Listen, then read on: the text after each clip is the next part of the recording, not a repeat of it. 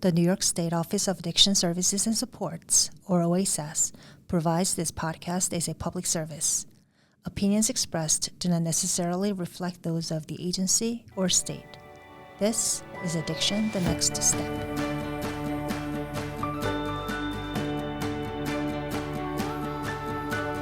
Well, hello, everybody. Jerry Gretzinger here, your host of Addiction, the Next Step, the podcast brought to you by the New York State Office of Addiction Services and Supports. And we are back for this episode, and we've got a pair of guests. And this is sort of I think this is the first time we've had this. We have one person who's in-house with us, sitting here at the podcast studio, and we have another guest who's sitting in our New York City offices, but we're bringing it all together to really address an important topic for you. And let me tell you who we've got here. We have Edison Albin. You may recognize that name because he's the host of our Addiction, the Next Step podcast that we provide in Spanish, and that's, Edison, tell me if I'm saying it wrong, Adicción el siguiente paso. Correcto. Oh, perfecto. And then also, we're very happy to be able to introduce a new member of the OASAS team. She's not joined us on a podcast yet, but this, I'm sure, will be the first of many. It's Tibby Hernandez. She's our Chief Equity and Inclusion Officer, and she's the one who's joining us from the city today. Hey, Tibby. Hey, Jeff. Hi, everybody. Jerry, how are you? We're very happy to have you here, and it's really it's a nice group that we've got here today, Tibby and Edison, to talk about today's topic, and that is something that's really important, and certainly as important today as it ever was, and that's making sure that we have diversity, equity, inclusion when we're looking at the services that we provide, right? Because we have all different communities around the state of New York who need these services that we're making available, and we want to make sure they have access to them, that they are appropriate for what they need. And these are two people who are helping to get that done. So actually, let me start with Edison just for a moment, because Edison, one thing that I'm excited about is we had this podcast going in English, and then we felt that we could really reach more people by providing it in Spanish. We've been doing that now, and you said we've got six episodes or so that have currently dropped, and more coming, right? Right. So what has the experience been like for you so far? Not just talking to guests, but hearing feedback from communities who are downloading this podcast. It does very well. We get a great number of people who are downloading and playing. What are you hearing from people first about the fact that we're putting this out there? Yeah, I'm especially happy about the fact that people are definitely saying how great it is to actually hear and get information in Spanish. Mm-hmm. And actually discuss things that are culturally relevant and that a lot of them have not heard before. And when we talk about addiction and talk about the culture of addiction and how it affects the Latino community specifically, people are really listening in and really appreciating the fact that we are really focusing on our community and the topic in their own language. Mm-hmm. And so I've been hearing all great positive feedback about it. That's good. I know I've heard some good things as well. And as far as your guests, I know your first guest was the commissioner, and applause to her. She sat down and did this with you in Spanish. Yes. So that was she wanted to do it, and she did it, which is terrific. The guests since then, some of the topics you've touched on, like how you talk about being culturally specific, things important to that community. What sort of things have you touched on so far? Right. One of the big things that we constantly touch on is the stigma of addiction and what it means to the addiction in the Latino community, and how we sometimes don't speak openly about this. We are, our community tends to be very focus on work, on thriving, and a lot of these personal things are kept inside, and especially with addiction, it's looked upon as a sort of like a weakness. And to actually have these conversations with my guests that are coming from clinical work, from their therapists, their counselors, mm-hmm. and when they speak about the real, what addiction really means, that addiction is a disease, that, in how it affects a person, it really puts it into a different perspective and really allows people to understand what it means to suffer from addiction. Yep. And I think that that's a big thing to actually discuss the stigma and actually break through that stigma. Yeah, and it's interesting you mentioned that because you talk about stigma in the Latino community regarding substance use and addiction. That seems to be maybe that message that applies regardless of what language you speak, right? Because obviously it's a concern that we have in every community, but to hear that it is something that is certainly a barrier in the Latino community as well. And talking about it, getting it out there, that's what this is all about, what we're doing. So I'm even more happy that we're doing it now in both English and Spanish. And Tibby, let me kind of bring you into the conversation now. I know we've spoken with you about us doing this podcast, and this is just like, it's just like a tip of the iceberg, if you will, for all that the agency's trying to do to make sure that regardless of what community somebody is a part of, they're able to find the services and the sports, they're able to access them, and that they are relevant to what they need.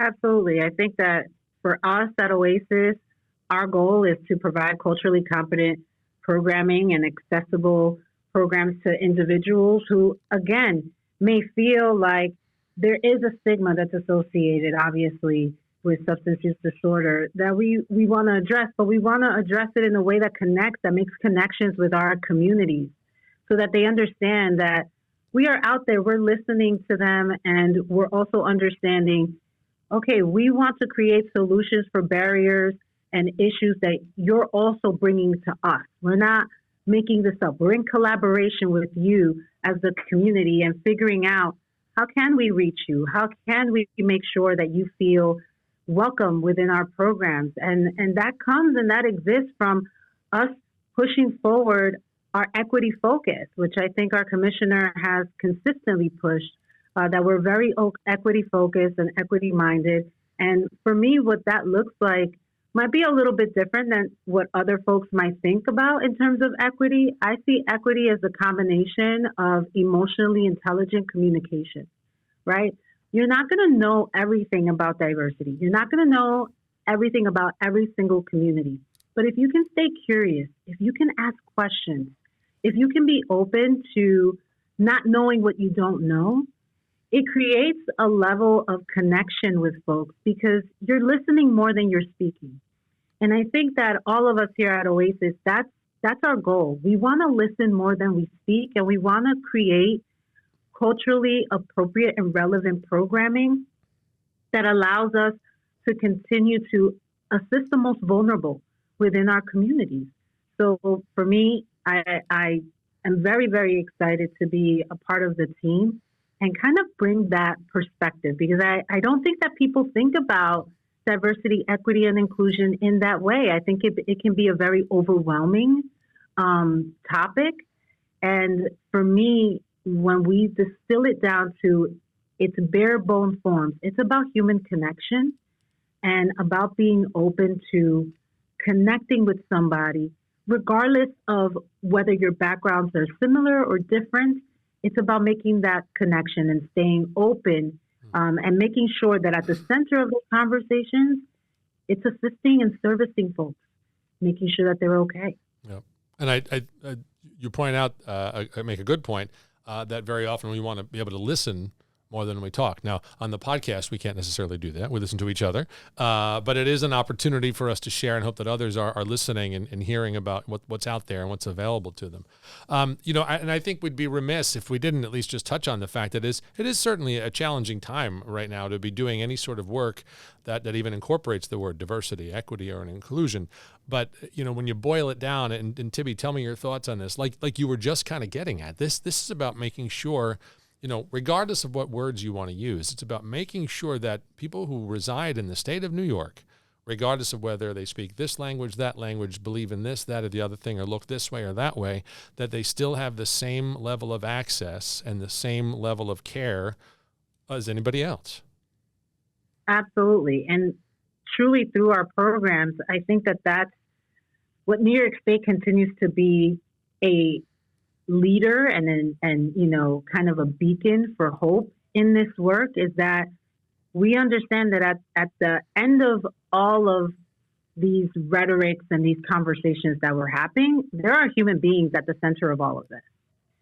And if we can try to put our best empathetic foot forward And I often joke, Jerry, that empathy is the S class of humanity, is not built into the base model.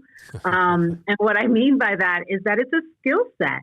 It's a skill set. Not all of us know how to engage in empathetic listening, in empathetic communication or conversation, in empathetic policy development. Let's be honest, right? So I think that, OASAS in New York State is really doing a great job at centering human beings in this and making sure that our fight is to ensure that the lives of individuals are saved every single day. And we do that at OASAS every single day through our programming. So, we have ATCs that, have monolingual programs. I visited Kingsborough ATC, shout out to Kingsborough ATC and Bronx ATC not too long ago. And what I found there were amazing, resilient individuals who are really putting themselves in the line of an opioid crisis and a crisis in this country that's taking away lives, and that's the focus for them, right? Some of the other things that are happening kind of get blurred out because when someone's in front of you, that's what you want to focus on. And I just saw a lot of caring people, a lot of dedicated staff members.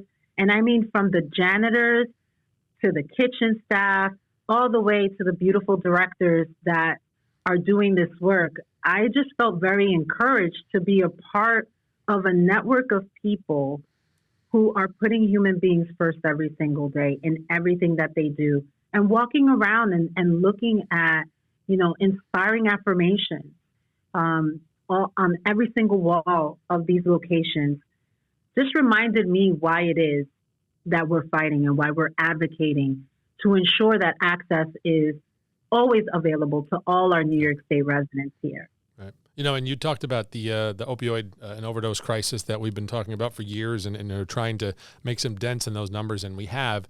And it makes me think too, just to remind people that when we talk about the deaths that we've suffered over the years with the opioid and overdose crisis, those deaths are people of every color, of every religion, of every race, and we've seen a reduction in those numbers, and those reductions also represent the same people, the same group of people, the different races, different colors, the different religions.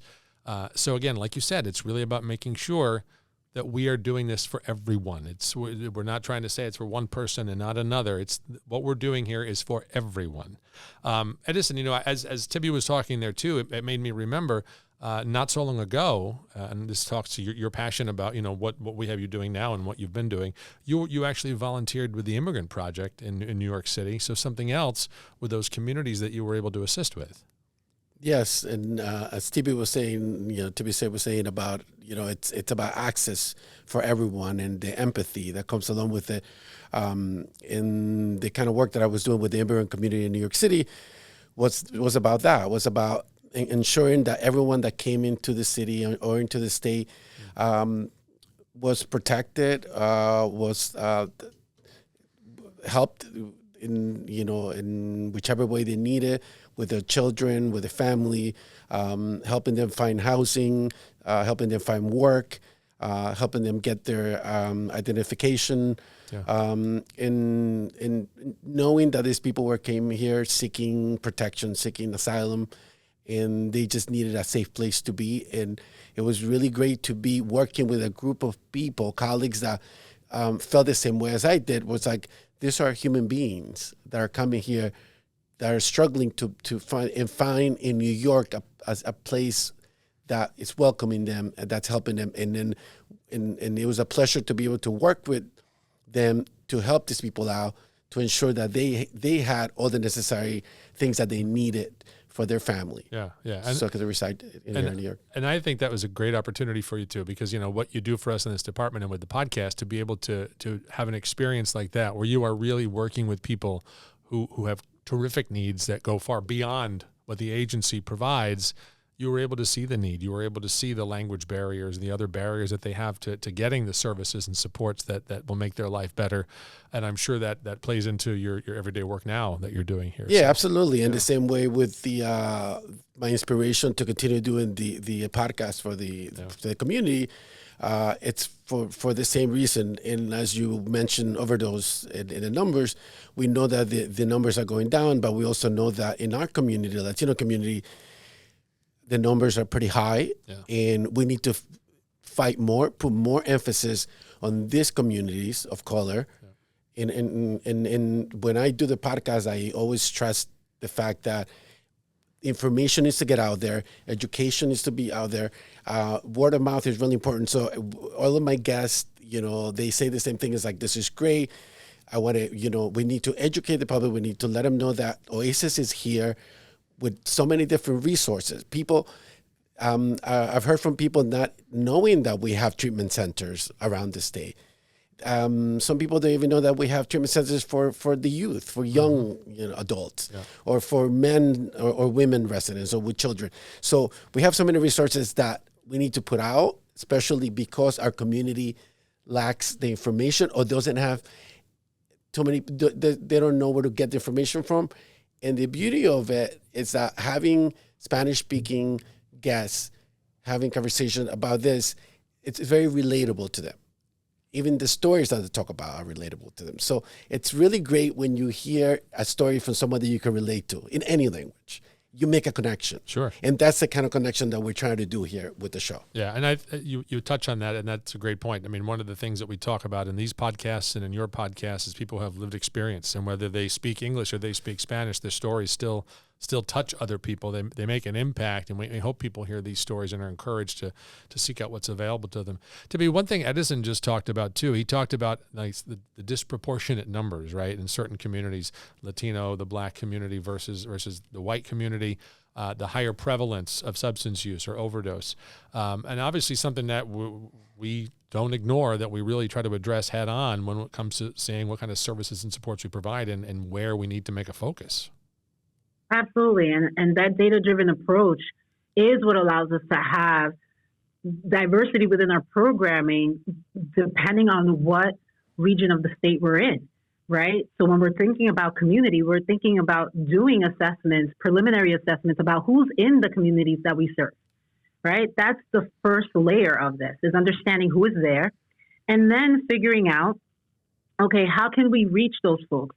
How can we create trust and bridge those gaps? Because we can't ignore the historical context of what's happened in a lot of these communities, right? So we have to ensure that we're not ignoring that we're taking that into account, but that, again, when we're going into these communities, that we're saying that up front. And I think that that's where we're trying to do a really intentional job at OASAS, is collecting that data, understanding who we are serving, understanding how those populations are changing as well. We have the Latino community is an extremely young community, right? So prevention services become really important as youth, because we're such a youthful community in this country. We want to make sure that we're not just talking about one part of the continuum of that continuum. We want to talk about even before somebody gets into a place where they can get a substance use disorder. Yep. What kinds of conversations are we having with the youth? So being intentional about data so that we can diversify our messaging is equity, right? I often talk about the analogy of, if a house is on fire, do you send fire trucks to all the houses in the neighborhood, or do you send fire trucks to the house that's on fire, right? And I think we have to start really engaging in those conversations and thinking through, well, we're not talking about equality. And there's a distinction there. We're talking about, okay, needs, right? It's not sameness across the board, because everybody has different needs. So making sure that our programs and that our providers are also able to, right, through our support systems, able to also adapt and pivot as their communities change and become diverse. So I think for us, we're learning and we're growing. And in order to serve humanity, we have to be committed to be lifelong learners. And we have to be committed to be humble and have cultural humility. And that looks like what the answer is today may not be the answer tomorrow. And we have to be amenable to that. And sunset programs, if they're not servicing the community, consistently doing assessments to ensure that the needs of the community are being met. And again, I'm just honored because so many of the folks that I am working with here at OASAS, that's their mission. That's how they are doing all of their work. They are being informed by what is actually happening out there. And again, we just want to continue to serve and provide the access to folks, knowing that there are some barriers that exist that may have not been created by us. But if we put ourselves in the mindset of being innovative, potentially can be solved by us in our future. So, again, data-driven approaches all the way. Yep. Hey, Tibby, we're going to move towards wrapping up the episode. But before we do that, I want to ask you if there are people out there who are listening to this, who may be within one of these communities and are English-speaking, obviously, because this is the English-speaking podcast. And I'm hoping that Edison will be able to get you on to do something in Spanish at some point, or at least get the message out in one of the Spanish episodes. But what could you say to people who may feel that there are challenges in front of them to accessing the services, to finding out what's available to them because of their native language or their color or where they reside? I mean, how do we encourage them to say, hey, you know what, the concerns you've got, we hear you, and we'll help? So first of all, New York State has language access legislation. So if you are going to any of our ATCs that we have throughout the state or any of our providers within the state, there are translation services that should be available to you in order to engage in accessing these types of services. So that's my biggest push that a lot of people may not know, is that we are required in New York State to meet you where you are, and that means your language. So we have services that are available to connect you with translators that can help you navigate these types of systems. And I'll also say, I'll plug our Hope Line as well, because our Hope Line really does a great job at kind of being that navigator access. And it's a confidential line. Mm-hmm. So even if it's not you, even if you're a family member of someone, you can call our Hope Line and access our Hope Line and at least start getting preliminary information on some of the resources that are available within your community, because they do a fabulous job at making sure that they figure out where are you within New York State and what's available to you, what's around you. So I think that those are two areas, right? If you feel like how you look is going to be a detriment to how you are seen or serviced, the Hope Line can be a place where you might feel more comfortable starting there and getting access to resources. And if language is a barrier, New York State, again, has legislation that ensures that we provide you access to services in your native language. So I think those are two important key points